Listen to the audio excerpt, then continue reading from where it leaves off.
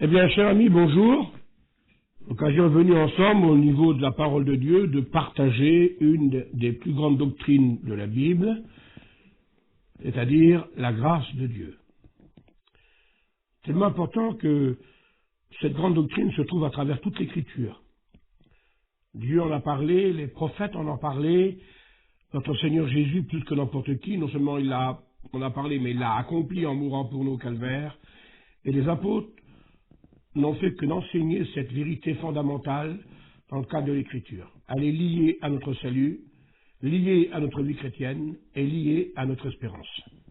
Je voudrais, à partir de la Bible, vous présenter cette belle et grande doctrine en lisant un verset de la Bible que l'apôtre Saint Paul nous donne dans l'épître de Tite, pour introduire, au chapitre 2 et au verset 11, lorsqu'il dira « La grâce de Dieu est une source de salut pour tous les hommes. » Quelle bénédiction que Dieu nous donne à travers ce mot grâce, qui va jusqu'à le pécheur pour le pardonner, le malade pour le guérir, le perdu pour le délivrer, le chrétien pour le fortifier, le serviteur de Dieu pour l'employer.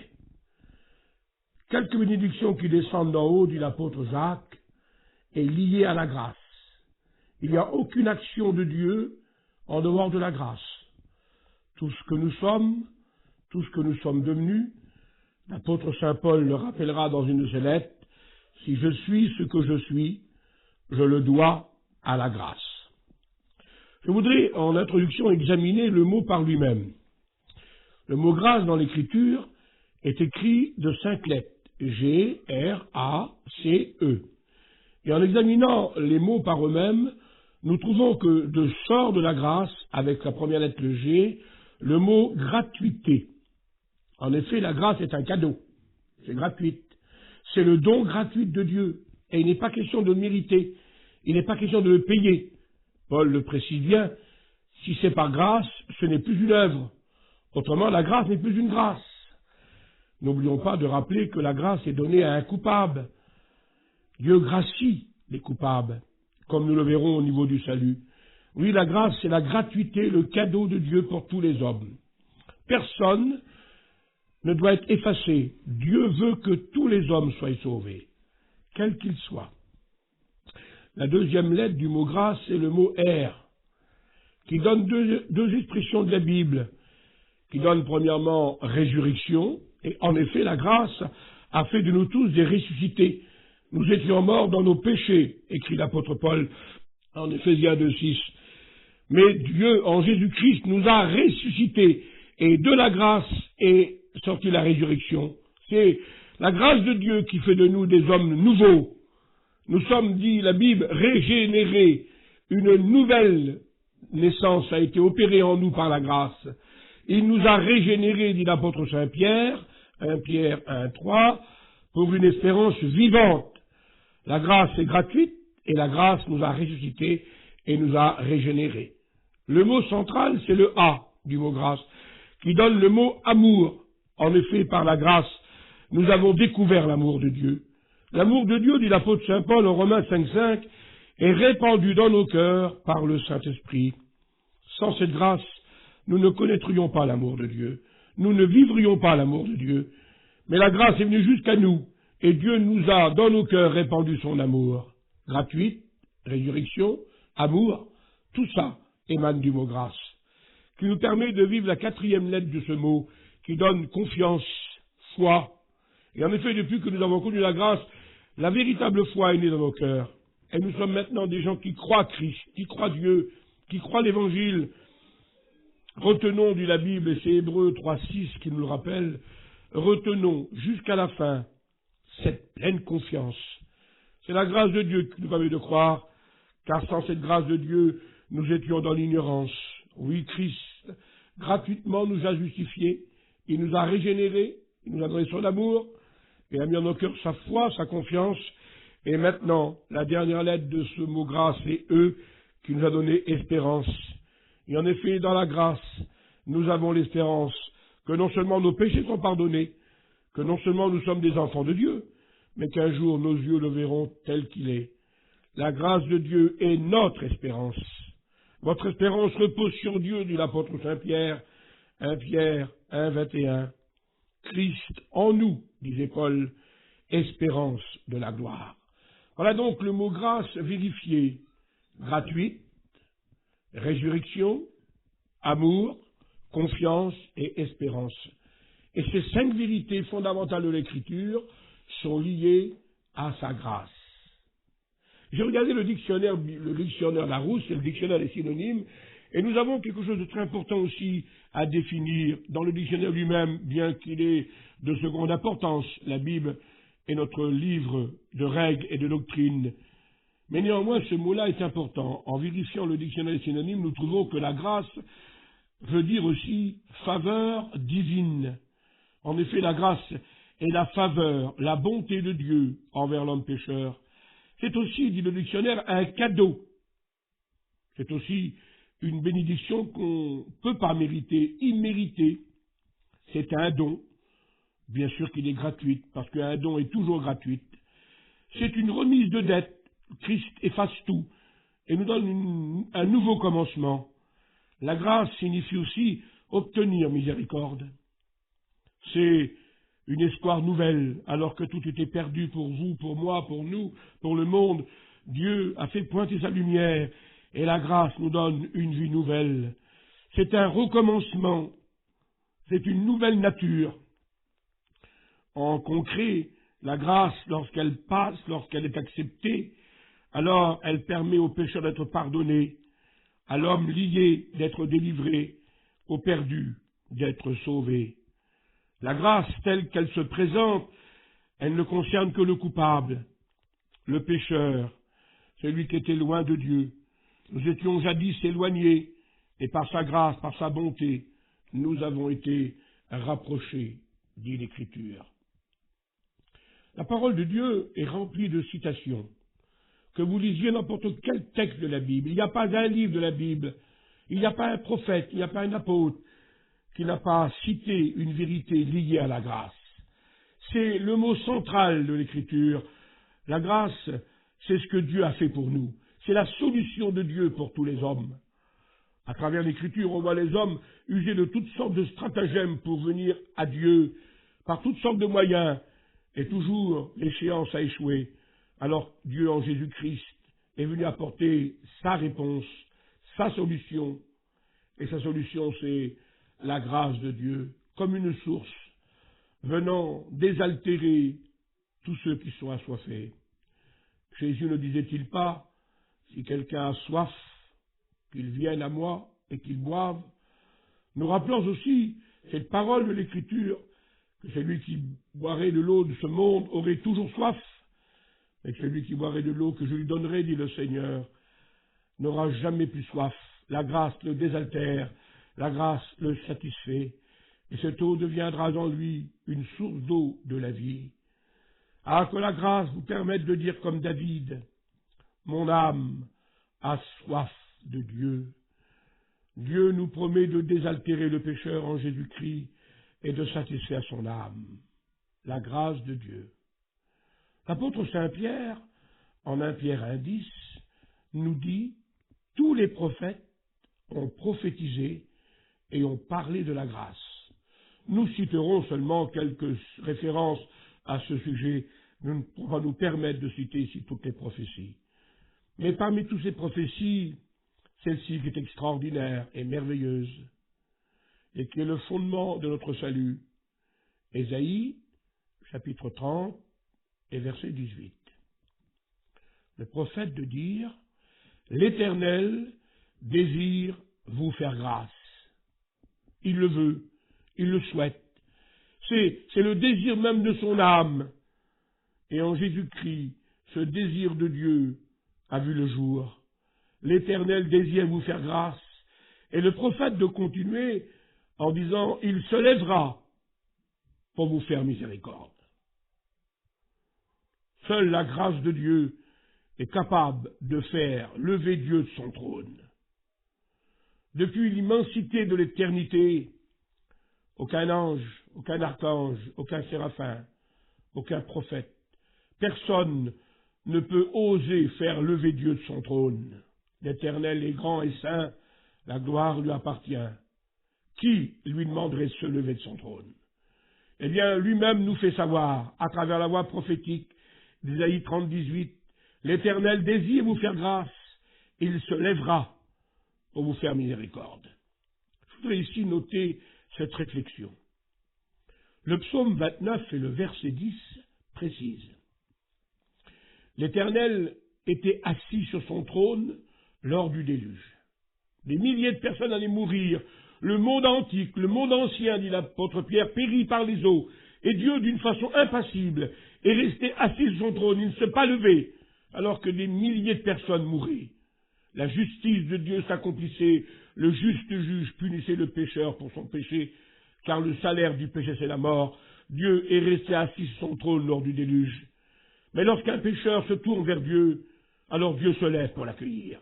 La grâce est plus grande que le jugement. Alors qu'il reste assis pour que le monde ancien périsse, il se lève pour faire miséricorde aux pécheurs. Il se lèvera pour te faire miséricorde. La seule chose qui peut permettre à Dieu de se lever de son trône, c'est un pécheur qui se repent et qui donne son cœur à Dieu. Que la grâce est grande. C'est bien vrai ce que l'apôtre Saint Paul a dit, et nous reprendrons ce texte plus tard. Là où le péché a abondé, la grâce de Dieu a surabondé. Rien ne peut être plus grand que la grâce. Si le péché ou le pécheur est plus grand que la grâce, alors la solution de Dieu n'est pas véritable. Rien ne peut être plus grand que la grâce. C'est la solution non seulement pour l'homme, mais pour l'humanité, pour ces millions qui peuvent venir à Jésus-Christ. La grâce de Dieu surabonde, le cadeau de Dieu couvre tous les pécheurs, l'amour de Dieu est pour tous les pécheurs. Paul disait, « Je suis le plus grand de tous les pécheurs, mais j'ai obtenu miséricorde. » La grâce peut donner pardon, miséricorde, délivrance à tous les pécheurs. Voilà donc cette belle prophétie d'Ésaïe 30, 18. L'Éternel désire faire grâce, il se lèvera pour te faire miséricorde. Et Ésaïe 49 et verset 8 rappelle cette note. Au temps de la grâce, il parle du temps à venir. La grâce était occasionnelle dans l'Ancien Testament. Dieu faisait ce qu'il voulait en tant que Dieu suprême, mais elle n'était pas répandue sur tous les hommes. Un temps est venu où la grâce a touché tous les hommes. Et voilà pourquoi le prophète Ésaïe parle « Au temps de la grâce, je t'exaucerai. Au jour du salut, je te secourrai. » Et cette grâce devient, en Jésus-Christ, de par sa mort et par sa résurrection, devient le jour du salut. La grâce pour nous, c'est le salut de Dieu pour tous les hommes. Dieu qui veut sauver tous les pécheurs. Dieu qui permet à chacun, chacune, de découvrir la solution, de donner son cœur à Dieu et d'être sauvé. Le temps de la grâce. C'est ce temps qui part de la croix du Christ et qui va jusqu'au jour de l'enlèvement. Et nous sommes rendus pratiquement au but, car encore un peu de temps. Et celui qui doit venir, il viendra. Le temps est court, frères. Nous vous rappelons que la grâce de Dieu reste pour vous une source de salut et que le Seigneur désire vous faire grâce. Venez avant qu'il ne soit trop tard. Écoutez le prophète Ésaïe, 61 de son livre, versets 1 et 2 nous rappeler. L'Éternel m'a oint, c'est Jésus qui parle dans la prophétie, il m'a envoyé pour publier une année de grâce du Seigneur. Cette année de grâce, tout ce temps de grâce, correspond au temps de l'Église. C'est le cadeau de Dieu, ne disons tout pas dans notre calendrier grégorien, nous sommes dans l'an de grâce. Eh bien, en effet, depuis que le Christ mourut pour vous et pour moi, et qu'il ressuscita, car Christ est mort pour nos péchés, selon l'Écriture, et il est ressuscité pour notre justification, selon l'Écriture, nous sommes dans le temps de grâce. La grâce de Dieu n'est pas terminée, elle demeure une source pour chacun de vous, et Dieu nous appelle par cette grâce. L'Éternel m'a oint, il m'a envoyé pour publier, prêcher, proclamer une année de grâce du Seigneur. Voilà pourquoi les prédicateurs devons de par le monde entier pour publier, proclamer la grâce du Seigneur. Et dans la synagogue de Nazareth, en l'évangile de Luc au chapitre 4, verset 21, Jésus, après avoir lu le texte d'Ésaïe 61, rappelant les paroles du prophète, termine et conclut la lecture d'Ésaïe en disant à l'auditoire qui était frappé de son enseignement, Je vous le déclare, aujourd'hui, cette parole de l'Écriture que vous venez d'entendre est accomplie. La grâce trouvée en Jésus-Christ, son accomplissement, elle était promise dans la loi, elle est accomplie en Jésus-Christ. Et c'est la mort et la résurrection de Jésus-Christ qui ouvrent à l'humanité l'ère nouvelle de la grâce. Avant que ce temps ne s'arrête, saisissez l'occasion. Voyons la différence. La Bible met devant nous la différence. Lorsqu'elle dit, par exemple, en Exode 33, 19, Dieu dit « Je fais grâce à qui je veux faire grâce ». Dieu fait ce qu'il veut. Qui pourrait le commander? Il est le maître des maîtres. Et dans la loi, eh bien, la grâce touchait l'individu particulièrement, mais elle n'était pas répandue à l'humanité. Je fais grâce à qui je veux faire grâce. Mais depuis que le Christ mourut pour nous, l'apôtre est formel et tous les textes sont formels. La grâce de Dieu n'est plus pour un homme, un privilégié, une particularité d'homme. Mais la grâce de Dieu est une source de salut pour tous les hommes. Dieu a tant aimé le monde. Alors la grâce est pour chacun, pour chacune, pour les plus grands, les plus petits, les hommes, les femmes, les jeunes, les âgés, les malades ou les bien portants, les instruits ou les ignorants. La grâce est pour vous tous, pour les militants comme pour les sédentaires. Jésus nous appelle à travers sa grâce et il nous dit « Venez à moi, vous tous qui êtes fatigués et chargés, et je vous donnerai du repos. » En dehors de la grâce, vous n'avez pas accès au ciel.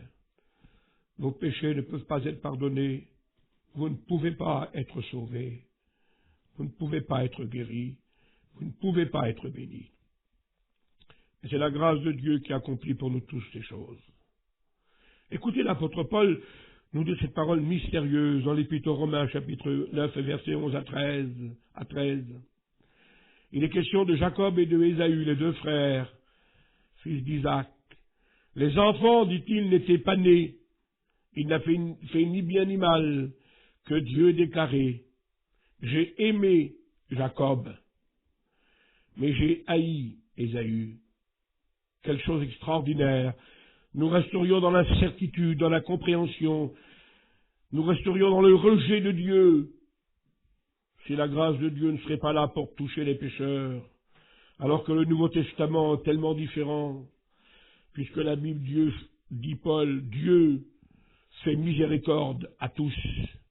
Dieu veut que personne ne périsse. Il a tant aimé le monde. Et la Bible termine, la dernière phrase de la Bible, l'Apocalypse termine avec cette phrase, Apocalypse 22, 21, que la grâce du Seigneur soit pour tous. Personne ne peut être en dehors. Néanmoins, dans l'Ancien Testament, des hommes individuellement ont trouvé grâce. En voici une série de quelques-uns pour nous permettre que Dieu faisait grâce à qui il voulait. Moïse, par exemple. Exode 33, 13. J'ai trouvé grâce à tes yeux, ô Éternel. Accorde-moi ta miséricorde. Noé, dit Genèse 6, 8, trouva grâce aux yeux du Seigneur. Et avec sa petite famille, ils furent sauvés. Jacob, lui-même déclara, alors qu'on le sait, combien de tricheries et de toutes sortes de choses mauvaises a-t-il fait dans sa vie. Il est le tricheur, le menteur, il a triché son père, il a triché son frère. Et la grâce arrive là où le péché abonde. Et Genèse 33, 11 déclare, et c'est lui qui le dit, Jacob, Dieu m'a accordé et m'a comblé de grâce. Job en fera l'expérience lorsqu'il dira dans sa souffrance, Job 10, 12, Dieu m'a accordé ta grâce et m'a donné sa vie. La grâce équivaut à la vie pour vous, à la vie spirituelle et à la vie éternelle. Et il n'y a pas de vie spirituelle et pas de vie éternelle en dehors de la grâce. David, quelle expérience, ces psaumes sont remplis. Il n'y a pas un psaume qui ne parle pas de la grâce. Et c'est lui qui, au psaume 23, dira, oui, le bonheur et la grâce m'accompagneront tous les jours de ma vie, et j'habiterai dans la maison du Seigneur pour toujours. Quelle grâce d'être accompagné par Dieu dans le courant de sa vie et d'aller en direction de l'éternité. Le monde prend le chemin de l'enfer, de la mort. La grâce vous a tourné vers la vie et vous montre le chemin du ciel. Le Christ en disait, je suis le chemin, la vérité et la vie. Il est important de rappeler cette parole de Salomon En Proverbe 3,24, Dieu fait grâce aux humbles. Il faut s'humilier devant le Seigneur, sachant que nous ne méritons pas. Nous savons que la grâce est donnée à un coupable. Il fait grâce aux humbles. Humiliez-vous sous la puissante main du Seigneur. Dieu résiste aux orgueilleux. Mais c'est tellement vrai, il fait grâce aux humbles. Il apporte ses bienfaits, son bonheur, son cadeau, son pardon à ceux qui s'humilient. Faites-le aujourd'hui en écoutant ces mots du Seigneur. L'Éternel, disaient les fils de Corée dans le psaume 84, 12, l'Éternel te donnera la grâce et il te donnera la gloire. La gloire qui vient n'est pas un mérite, elle est liée à la grâce. Et enlevant la grâce, il n'y a plus de salut, il n'y a plus de pardon, il n'y a plus de bénédiction, il n'y a plus de gloire. Tout est basé sur le cadeau gratuit de Dieu que nous ne méritons pas. Oui, nous le redisons avec force et autorité au nom de l'Écriture. L'Éternel te donnera la grâce et il t'accordera la gloire. Mon ami, mon frère, qui que tu sois, veux-tu la gloire du ciel? Alors il te faut accepter la grâce, car il n'y a pas de gloire sans grâce.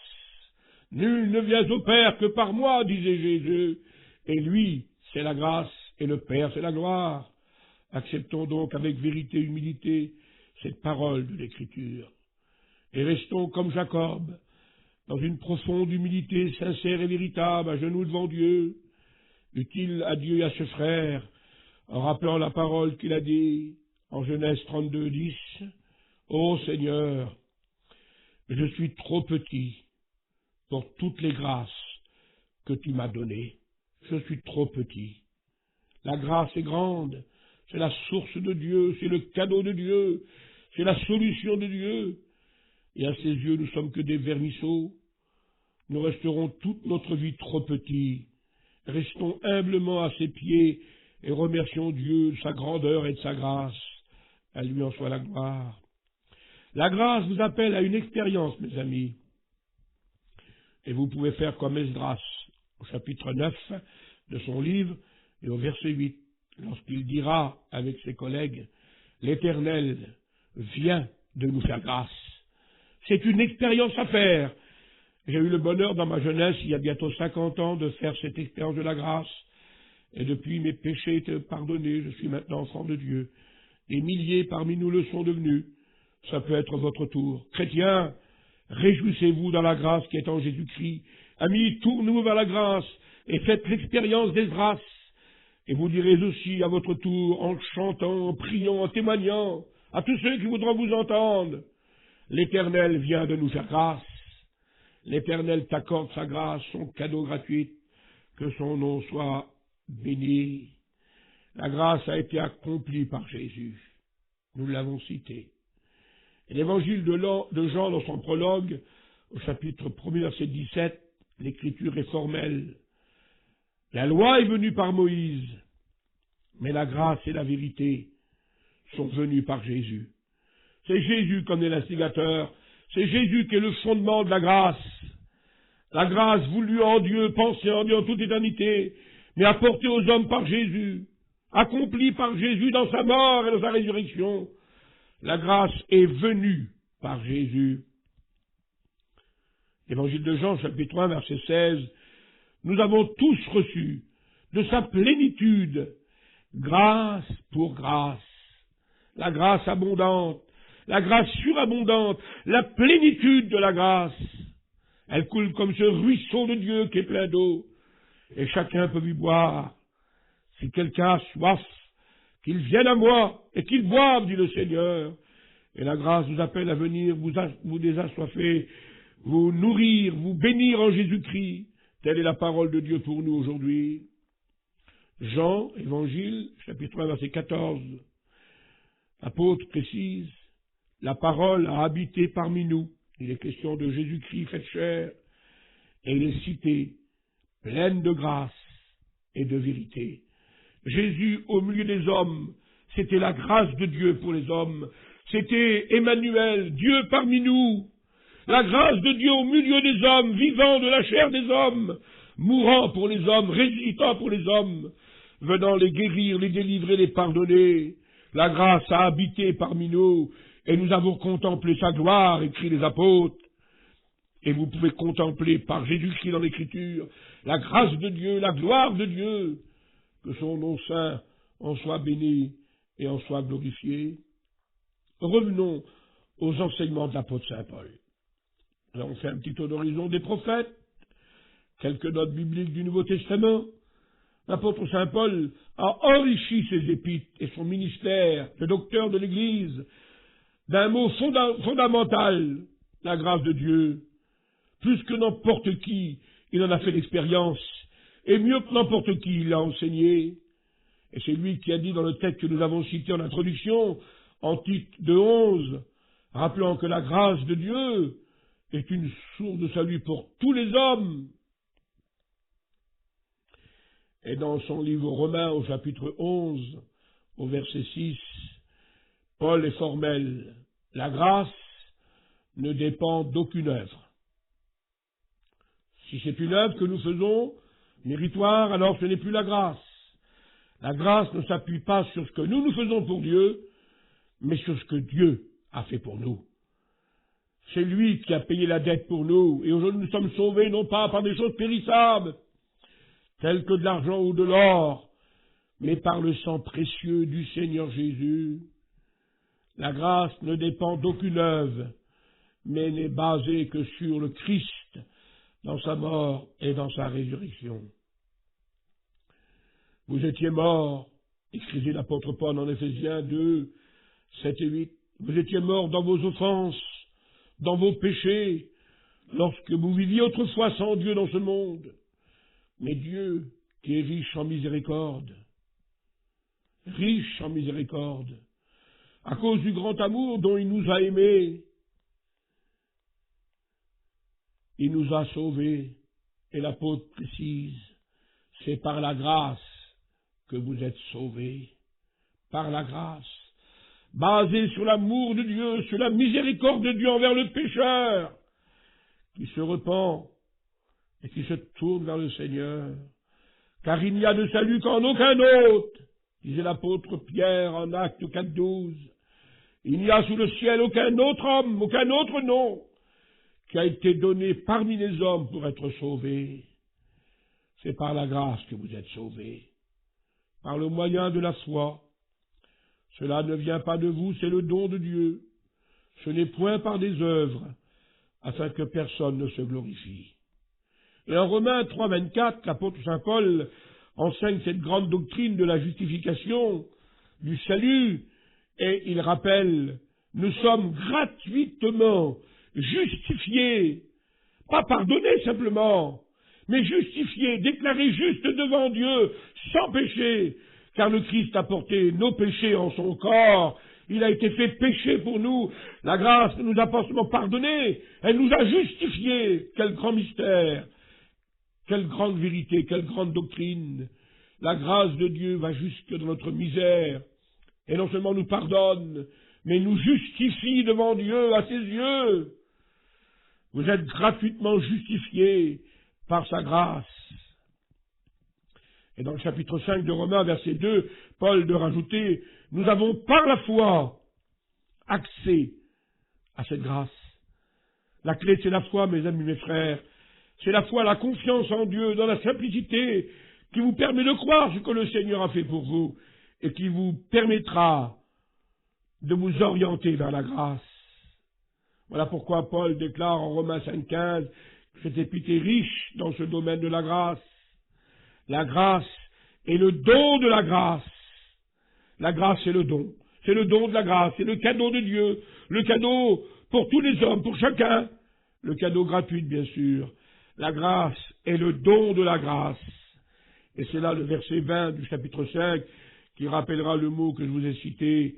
Là où le péché a abondé, la grâce de Dieu a surabondé. La grâce surabonde, elle couvre le pécheur, elle pardonne le pécheur, elle justifie le pécheur, elle sauve le pécheur. Et si vos péchés seraient rouges comme le cramoisi, par la grâce de Dieu viendrait blanc comme de la neige. Dieu l'a voulu ainsi en Jésus-Christ. L'éternité nous sera donnée pour le louer et le remercier de cette grâce de Dieu. Merci Seigneur.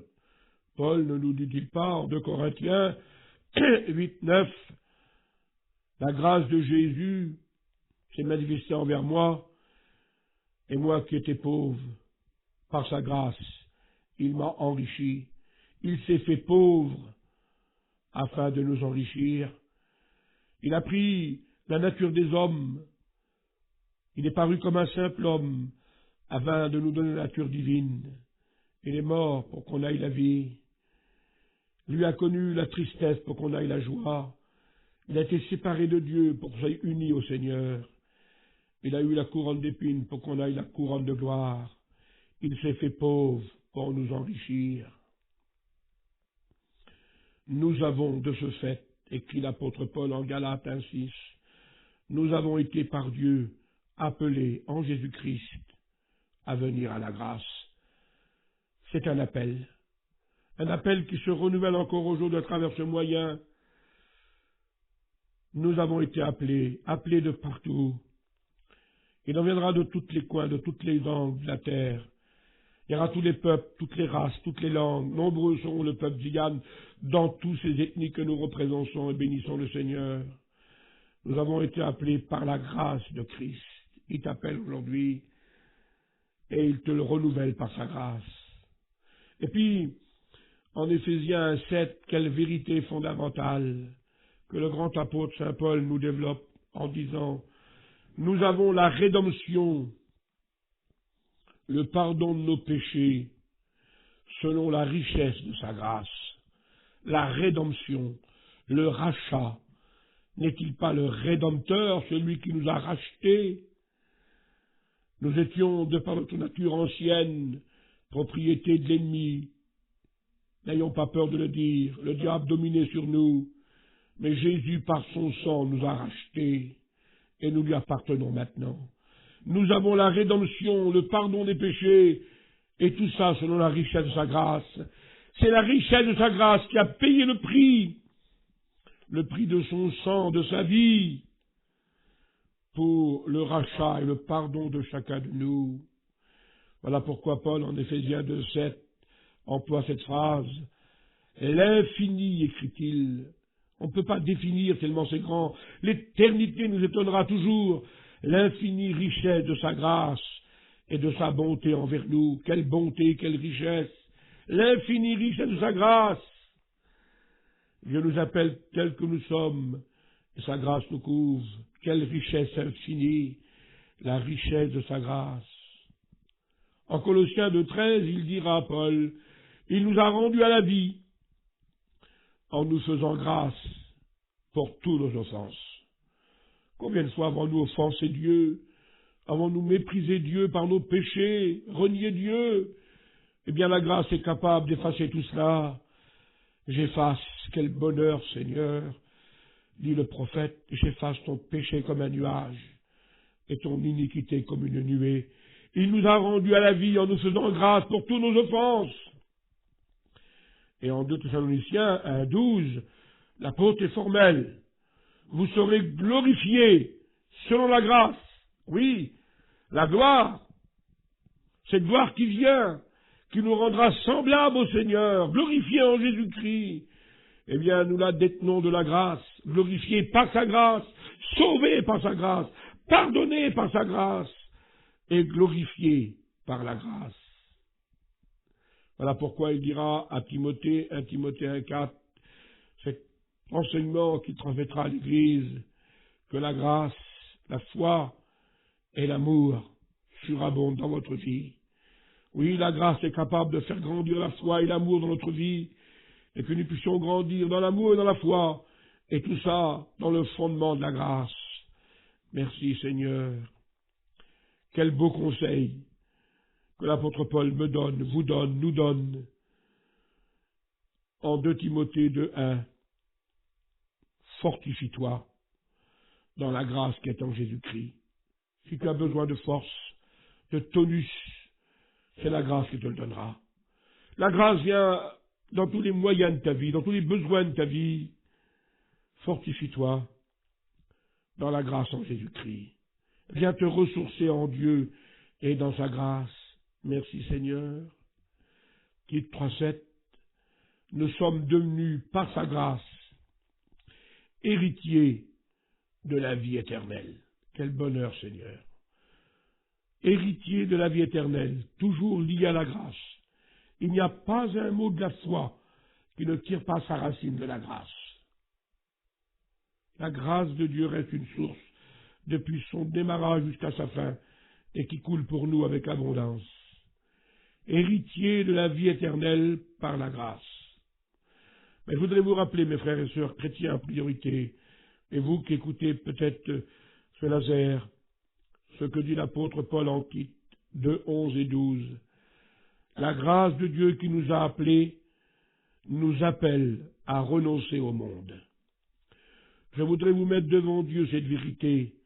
La grâce de Dieu vous pardonne, vous couvre, efface vos péchés, fait de vous des enfants de Dieu, vous promet la gloire, vous donne l'amour, la joie, la foi, la bénédiction. Mais elle vous appelle à renoncer aux convoitises mondaines. On ne mélange pas la grâce du Seigneur avec le péché. Elle vous appelle à une vie de sainteté, à une vie de fidélité. La grâce ne vous dispense pas de plaire à Dieu. Au contraire, elle fera tous ses efforts, comme dira l'apôtre Pierre, pour joindre à sa foi toutes les valeurs et les qualités de la vie chrétienne. Et le Maître ne dira-t-il pas dans Jean 15 et verset 8, « Si vous portez beaucoup de fruits, c'est ainsi que mon Père sera glorifié et que vous serez reconnus pour mes disciples, que nous puissions porter ce fruit qui est justement la preuve de la grâce dans notre vie. » Je voudrais conclure cette remarque de l'apôtre Saint Paul, et Dieu sait combien il y a encore de notes à dire, après avoir discuté avec les prophètes, dit quelques mots des évangiles, écoutez l'enseignement de l'apôtre Saint Paul dans les résumés de la grâce, écoutez cette parole de Jésus. Lorsque Paul priera le Seigneur pour être béni dans son corps à cause d'un problème de santé, 3 fois il priera le Seigneur. 2 Corinthiens, chapitre 12 et verset 9. Et Jésus lui répondra en lui disant « Ma grâce te suffit, car ma puissance s'accomplit dans ta faiblesse. » En effet, Jésus sait ce qu'il dit. La grâce de Dieu est suffisante. Suffisante pour ton corps, afin de le guérir, pour ton âme, afin de le sauver, pour ton esprit, afin de le relier à Dieu. Suffisante pour toi, pour ta famille, suffisante pour ton Église, suffisante pour le peuple, suffisante pour le monde. Ma grâce te suffit. Quel que soit ton besoin, corps, âme et esprit, spirituel ou matériel, la grâce suffit. Fais confiance au Seigneur, réfugie-toi dans la grâce, et Jésus te dira comme à l'apôtre Paul, « Ma grâce te suffit. » Ma puissance, voilà la grâce de Dieu. C'est sa puissance qui agit dans notre faiblesse, dans ta faiblesse, à quelque niveau que tu sois. Sa puissance est capable d'agir par sa grâce. Merci Seigneur. À lui soit toute la gloire. Disons un mot simplement de quelques apôtres de la Bible, car nous ne pouvons pas tous les citer, mais un petit résumé. Jacques, par exemple, dans son épître, le frère de l'apôtre du Seigneur Jésus, il dira au chapitre 1 de son livre, verset 17, « Toute grâce excellente et tout don parfait descendent du Père des Lumières. La grâce vient du ciel. L'homme ne la produira pas. Elle ne vient pas de la terre. Elle ne vient pas d'un homme. Ce n'est pas un prophète ni un apôtre qui la donne. La grâce descend du ciel. Le serviteur de Dieu est le moyen de la faire connaître, de la diffuser, de la transmettre au nom de Jésus. Mais la grâce, toute grâce, descend du Père des Lumières. Quelle grâce! Elle descend du ciel. Et en Jésus-Christ, le ciel s'est ouvert pour vous, et la grâce agit encore. L'apôtre Pierre dira, en 1 Pierre 5, 10, « Le Dieu de grâce vous a appelé à sa gloire éternelle. » Et cette grâce, dira-t-il en 1 Pierre 1, 13, vous sera apportée lorsque le Christ viendra. La grâce réalisée, la grâce manifestée, la grâce vécue. Nous vivons la grâce par la foi. Demain, nous la vivrons par la vue. La grâce nous appelle à la gloire et elle vous sera donnée lorsque le Christ apparaîtra. d'une façon visible. Nous le verrons tel qu'il est, car nous serons, dit l'apôtre Saint Jean, semblables à lui. Et l'apôtre Pierre de dire, en 1 Pierre 5,12, la grâce de Dieu, à laquelle vous avez été appelés, est la véritable. Nous sommes dans le véritable, dira-t-il, en Jésus son Fils. Nous sommes dans la vérité. Et ce que je vous dis aujourd'hui n'est pas des paroles à faire dormir debout. Ce sont des paroles de Jésus. C'est des paroles de vérité. Lui-même dira, je suis la vérité.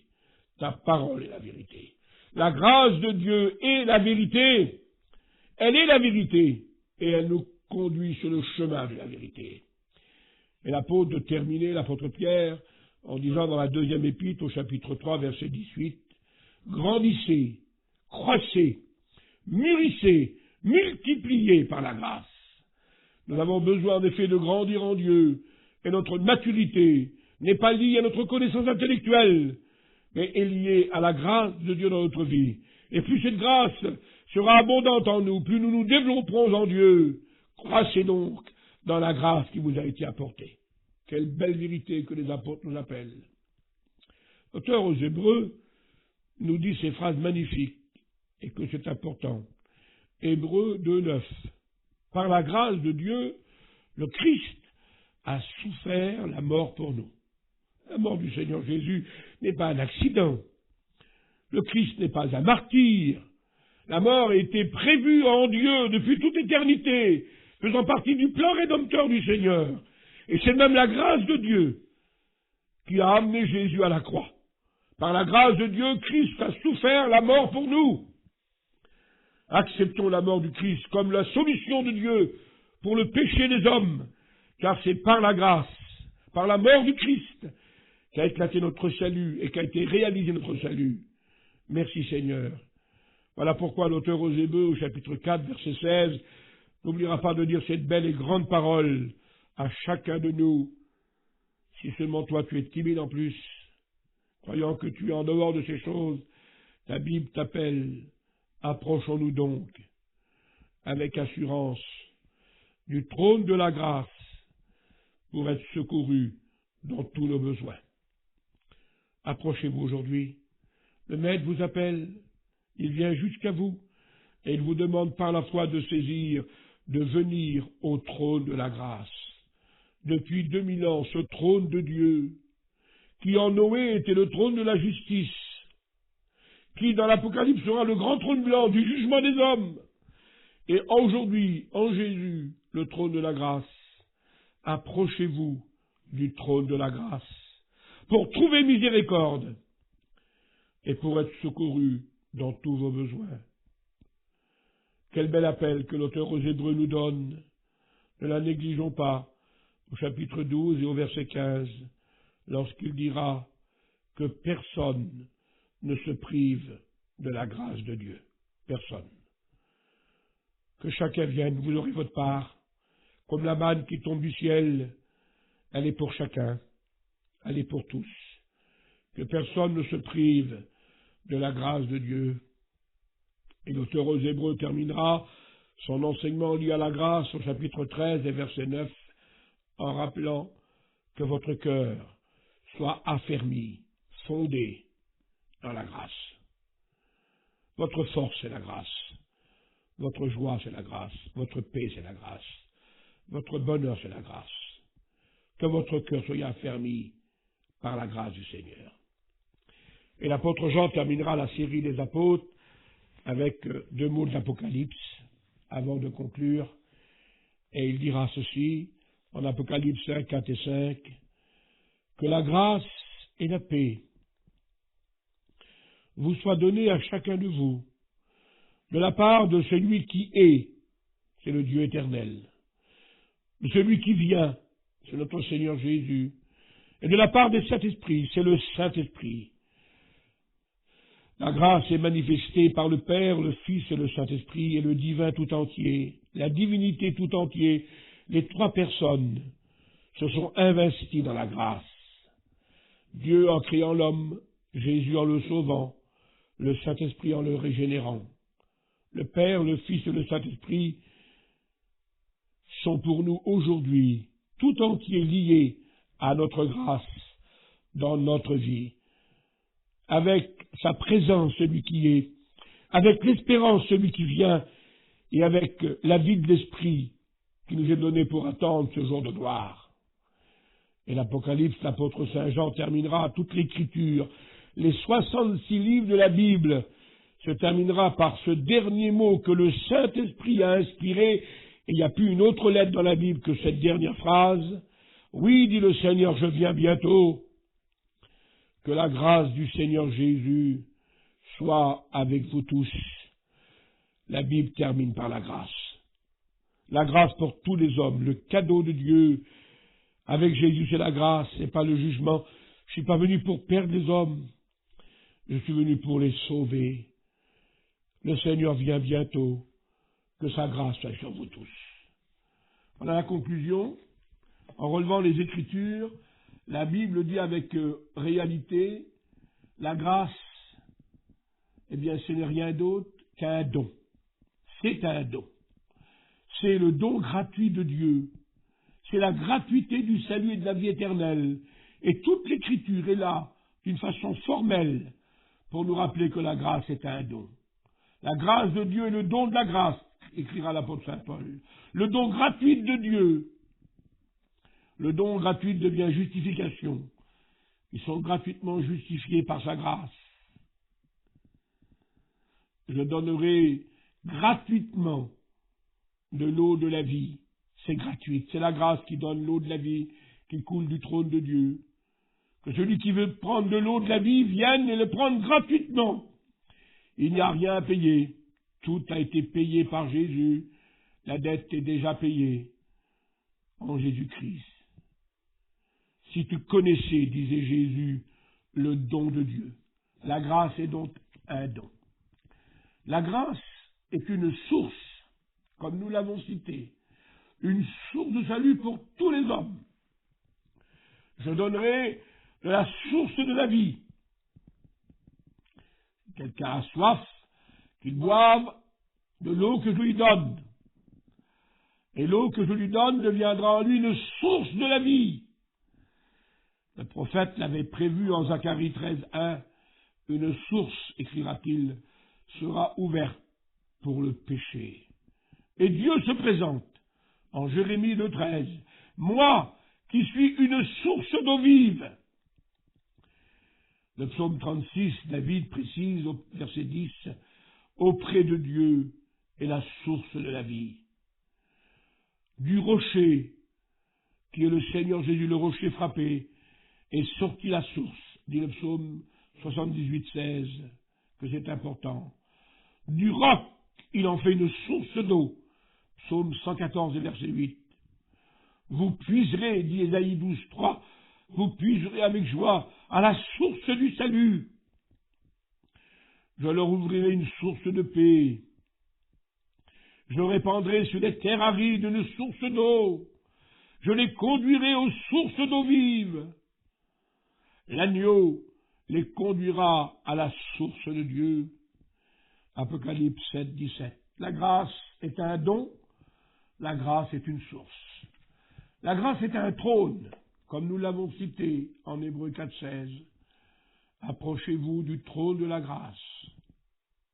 Très difficile dans l'Ancien Testament, puisque Job déclare au chapitre 23:3, « Ah, si je pouvais arriver jusqu'à son trône, mais comment pourrais-je faire ?» Arriver au trône, c'était pratiquement impossible. Mais en Jésus-Christ, approchons-nous du trône avec assurance. Merci Seigneur. Et dans l'Apocalypse 4:6, on voit devant le trône une mer de verre comme du cristal. C'est le symbole des nations purifiées en Jésus-Christ. La mer, qui est le symbole des nations, mais pure comme le cristal, pur ce sang. Ils sont maintenant devant le trône et chantent l'agneau. L'agneau, Apocalypse 7:15, les conduira au trône. Jusqu'au trône, Dieu nous conduit. Et ça, c'est la grâce de Dieu qui le fait. La grâce est un don, une source. Le trône pour nous, le fleuve sortait du trône de Dieu. Les rachetés sont devant le trône de Dieu, Apocalypse 7:15. Ils chantent devant le trône du Seigneur, Apocalypse 14:3. La justice, psaume 89:15, est la base de son trône. Ton trône, ô Dieu, Hébreux 1:8, est éternel. Merci Seigneur. Nous avons un grand prêtre, un grand sacrificateur, Jésus-Christ, Hébreux 8:1, qui est assis à la droite du trône de Dieu. Je le rappelle pour vous, la grâce qui nous a été donnée. Ce trône de Dieu était dans l'Ancien Testament le trône de la justice, avec l'exemple du déluge, où Dieu est resté assis. Il est en Jésus-Christ le trône de la grâce, pour le pardon de tous les pécheurs.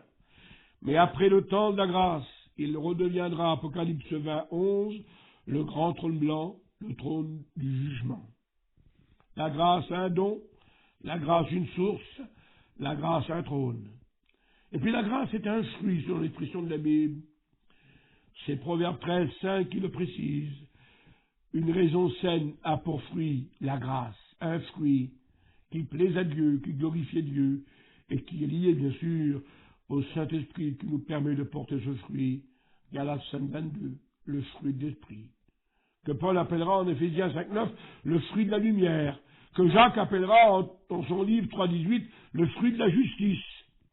Que Paul rappellera en Romains 6:22 le fruit de la sainteté. Que Jean-Baptiste rappellera en Matthieu 3:8 le fruit de la repentance. Que le prophète Ésaïe notera en Ésaïe 3:10 comme étant le fruit des œuvres. Que Salomon dira en Proverbe 31:31 le fruit du travail pour Dieu. Et qu'il rappellera en Proverbe 22:4 le fruit de notre humilité. Rappelons les paroles de Matthieu 7:17. Tout arbre bon portera du bon fruit. La grâce nous fait porter du bon fruit. Vous les reconnaîtrez, dit Jésus, Matthieu 7:16, à leurs fruits. Il faut que le grain meure pour qu'il porte son fruit. La grâce nous appelle à mourir en nous-mêmes et à ressusciter en Christ. Romains 12:24. Si vous portez beaucoup de fruits, mon Père sera glorifié et vous serez mes disciples. Oui, la grâce nous fait porter le fruit. Jean 15:8. L'Évangile, vous avez porté du fruit depuis le jour où vous l'avez entendu. Colossiens 1:6. Le serment qui ne reste pas attaché au cep ne portera pas de fruit. Il faut qu'une puissions rester attachée à la grâce de Dieu pour porter du fruit à la gloire de son nom. Et même, disait le psaume 92:15, il portera de fruit dans sa blanche vieillesse. Portez donc du fruit pour Dieu en toute saison, comme un arbre planté près d'un courant d'eau qui porte son fruit en toute saison. Psaume 1:3. Que le Seigneur nous y aide dans ce travers ces mots. Le laboureur travaille durement pour recueillir le fruit. Rappelez-vous-le, mes frères et sœurs, la grâce est un fruit, mais qui nous appelle justement à le présenter devant Dieu comme le fruit de l'Esprit, un fruit qui bientôt va être recueilli dans la gloire. La grâce est un bouclier. Psaume 5:13. Tu l'entoures de ta grâce comme d'un bouclier. Ce bouclier, selon Éphésiens 6:16, c'est le bouclier de la foi. Dieu disait à Abraham, ne crains pas Abraham. Genèse 15:1, je suis ton bouclier. Et au psaume 18:36, Dieu dit, le bouclier de ton salut. Le bouclier de ton secours, dira-t-il à Moïse. Deutéronome 33:29. L'Éternel est ma force, disait David. Il est mon bouclier, psaume 28:7. L'Éternel est un soleil, il est un bouclier. Telles sont les vérités de la Bible. Sa fidélité est un bouclier. Tu es mon aide et tu es mon bouclier. Tous les hommes qui ont pris Dieu pour refuge ont fait de Dieu et de Christ un bouclier. Dieu est un bouclier pour ceux qui marchent avec lui. Ne l'oubliez pas, la grâce sera pour toi un bouclier à condition que tu marches avec Jésus, que tu marches avec Dieu. Proverbe 2:7. Oignez donc les boucliers. Il faut que ce bouclier de la grâce soit toujours loin, que l'onction de l'Esprit soit sur toi. Ésaïe 21:5. Et puis avant de conclure, nous disons, la grâce est un trésor pour vous et pour moi. Tel est l'enseignement de la Bible, la richesse de sa grâce, un trésor. Éphésiens 7. La grâce vaut mieux que l'or et de tout l'argent de ce monde. Proverbe 22:1. Dieu, qui est riche en miséricorde, Éphésiens 2:4. Et le texte qu'on va citer Nous l'avons cité en Éphésiens 2,7. L'infini, on ne peut pas comptabiliser la richesse de la grâce. L'infinie richesse de sa grâce appartient aux croyants. C'est la grâce qui nous donne le trésor de Dieu, en nous rappelant qu'il s'est fait pauvre pour nous enrichir. En Christ, disait Paul en Colossiens 2,3, sont cachés tous les trésors. Tous les trésors. Enrichis et comblés de tous les trésors de la grâce, disait Paul dans 1 Corinthiens 5, que c'est important. Soyons humbles, restons humbles, et ne prétendons rien, car Paul rappelle, 2 Corinthiens 4,7, nous portons ce trésor dans un vase de terre. Fais-toi donc, dit Jésus, Matthieu 6,20, un trésor dans le ciel, en te rappelant que là où est ton trésor, là aussi sera ton cœur, un trésor caché. Tirons de notre trésor les choses nouvelles et les choses anciennes, comme dit Jésus, Matthieu 13,52. Moïse a su choisir. Devant lui était le trésor d'Égypte et le trésor de la gloire. Et il a choisi, il a renoncé au trésor d'Égypte pour choisir Christ comme le plus grand de tous les trésors.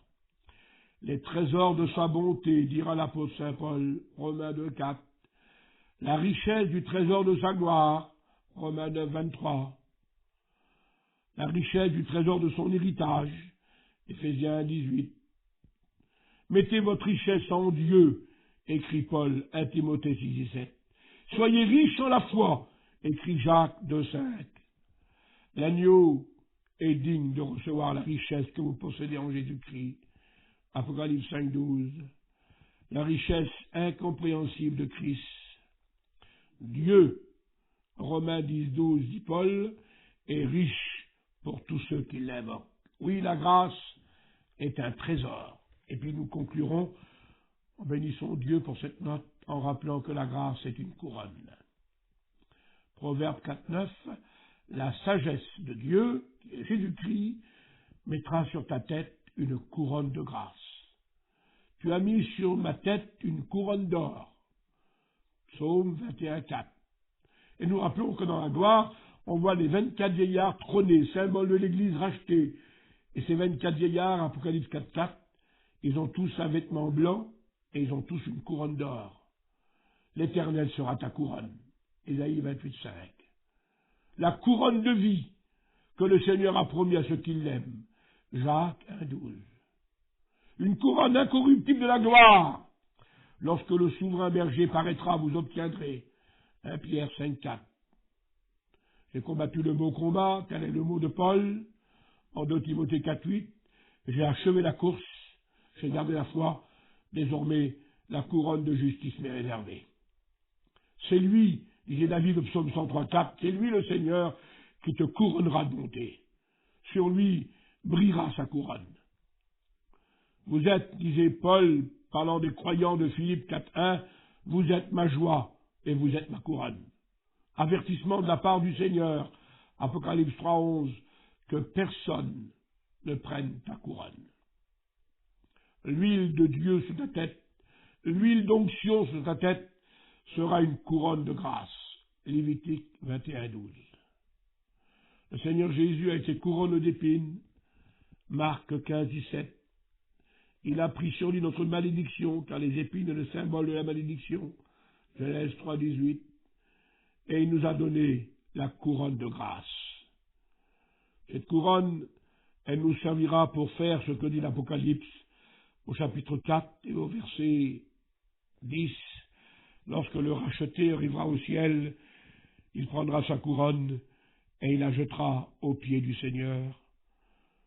En se prosternant devant lui, en lui disant « Tu es digne de recevoir au Seigneur la gloire, l'honneur, la louange et la force, car tu as été immolé et tu as racheté par ton sang des hommes de toute race, de tout peuple, de toute tribu, de toute langue. » Ils jettent leur couronne à ses pieds et ils l'adorent. Oui, amis et frères, pour nous la grâce, et nous prions le Seigneur, la grâce est donc un cadeau immérité, une source de bénédiction, un trône promis, un fruit, un bouclier, un trésor et une couronne. La grâce de Dieu, dit la Bible, vaut mieux que la vie. Tu m'as comblé de grâce. C'était la parole de Jacob. Je souhaite qu'en repassant ces mots dans votre cœur par l'Écriture, en les vérifiant dans l'Écriture, vous puissiez vous aussi être comblés de sa grâce. Que Dieu vous bénisse, c'est ma prière pour chacun de vous. Amen. Gloire au Seigneur. Que la grâce et la paix vous soient données de la part de Dieu le Père, de Jésus-Christ son Fils et du Saint-Esprit au siècle des siècles. Amen.